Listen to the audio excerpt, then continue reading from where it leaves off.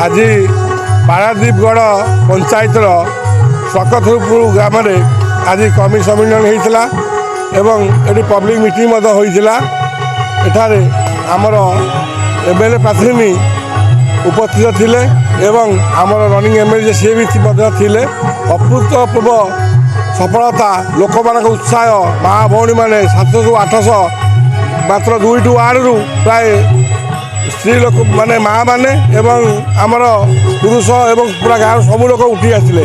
एमती अपूर्व सफलता देखिकी आज आम विधायक प्रार्थी से आज बहुत खुशी उत्साहित एवं जोड़ी संख्या भोट देवाई समस्त प्रतिश्रुति देले एवं लोक मैंने बहुत खुशी आज आमर